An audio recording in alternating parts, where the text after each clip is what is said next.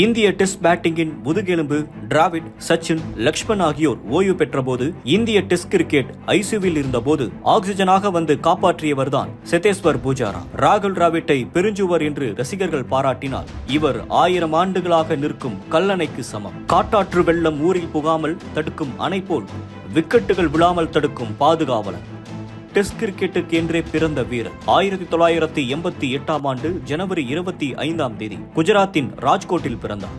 அவரது தந்தை அரவிந்த் புஜாரா ஒரு முன்னாள் ரஞ்சி கிரிக்கெட் வீரர். கிரிக்கெட் மீதான ஆர்வம் புஜாராவுக்கு இயல்பாகவே வந்தது. அவரது தந்தை அவரது ஆரம்பகால பயிற்சியில் முக்கிய பங்கு வகித்தார். புஜாராவின் தாயார் ரீனா புஜாரா அவருக்கு மிகுந்த உத்வேகமாக இருந்தார். ஆனால் துரதிருஷ்டவசமாக அவர் இளம் வயதில் தனது தாயை இழந்தார். இந்த இழப்பு புஜாராவை மனதளவில் வலிமையாக்கியது மற்றும் அவரது கிரிக்கெட் பயணத்தில் உறுதியை வளர்த்தது.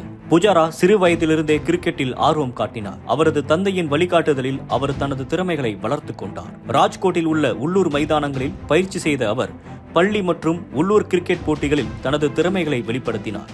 அவரது பேட்டிங் பாணி ஆரம்பத்திலிருந்தே தனித்துவமாக இருந்தது. பொறுமை, ஒழுக்கம் மற்றும் கவனம் ஆகியவை அவரது ஆட்டத்தின் முக்கிய அம்சங்களாக இருந்தன. புஜாராவின் உள்ளூர் கிரிக்கெட் பயணம் அவரை இந்திய கிரிக்கெட்டின் கவனத்திற்கு கொண்டு வந்தது.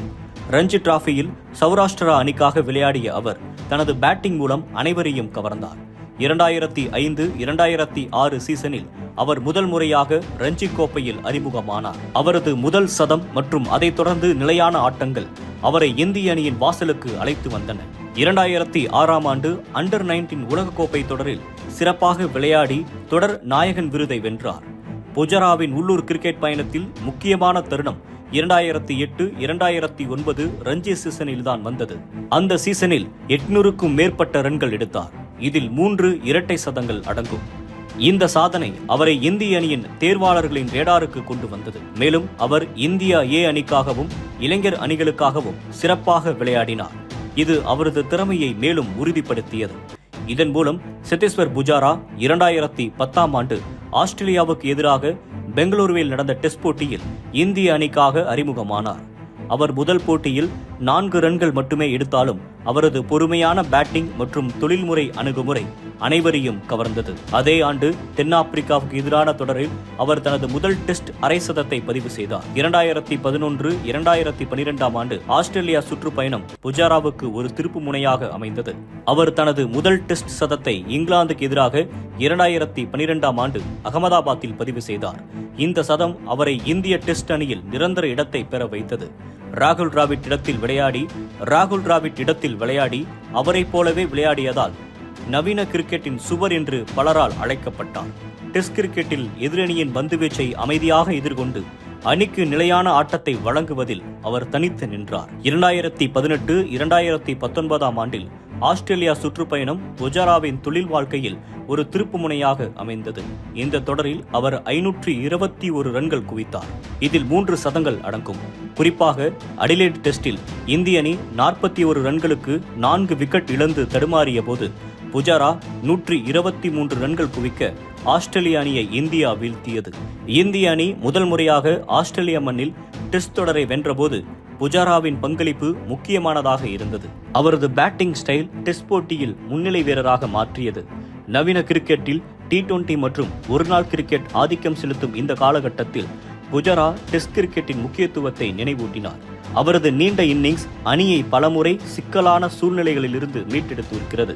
ஆஸ்திரேலியாவின் ஜாம்பவான் பந்துவீச்சாளர்களான ஸ்டார்க், கமின்ஸ் போன்ற வேகப்பந்து வீச்சாளர்களை கதறவிடும் அளவுக்கு அவருடைய பேட்டிங் ஸ்டைல் இருக்கும். புஜாராவின் வாழ்க்கை எப்போதும் சுமூகமாக இருக்கவில்லை. அவரது மெதுவான பேட்டிங் பாணி சில விமர்சனங்களை ஏற்படுத்தியது. நவீன கிரிக்கெட்டில் வேகமாக ரன்கள் குவிக்க வேண்டும் என்ற எதிர்பார்ப்பு அதிகரித்து வந்த நிலையில் புஜாராவின் பொறுமையான அணுகுமுறை சில சமயங்களில் கேள்விக்கு உட்படுத்தப்பட்டது. காயங்கள் மற்றும் ஃபார்ம் இழப்பு ஆகியவையும் புஜாராவுக்கு சவாலாக இருந்தன. இன்னும் சொல்லப்போனால் இந்திய அணிக்காக விளையாடும் போது புஜாரா உடலில் அடிவாங்காத இடமே இல்லை என்று சொல்லலாம். 2021ஆம் ஆண்டில் ஆஸ்திரேலியாவின் காபா டெஸ்டில் புஜாரா கடைசி நாளில் 211 பந்துகளை எதிர்கொண்டு 56 ரன்களை சேர்த்தார். இந்த இன்னிங்ஸில் மொத்தம் 11 முறை உடலில் பந்தால் அடிவாங்கினார். இதனால் 329 ரன்களை கடைசி இன்னிங்ஸில் பெற்று 1986ஆம் ஆண்டிற்கு பிறகு ஆஸ்திரேலியாவை அந்த மைதானத்தில் தோல்வியை தழுவ வைத்தது இந்தியா. 2020-21ஆம் ஆண்டில் சில தொடர்களில் அவரது ஆட்டம் சற்று தடுமாறியது. ஆனால் ஒவ்வொரு முறையும் அவர் உள்ளூர் கிரிக்கெட்டில் திரும்பி வந்து தனது திறமையை வெளிப்படுத்தினார். 2022-2023ஆம் ஆண்டு அவர் மீண்டும் இந்திய அணியில் இடம்பெற்று தனது மதிப்பை நிரூபித்தார். சத்தீஸ்வர் புஜாரா ஒரு விஷயத்தில் ஒரு முடிவை எடுத்தார்.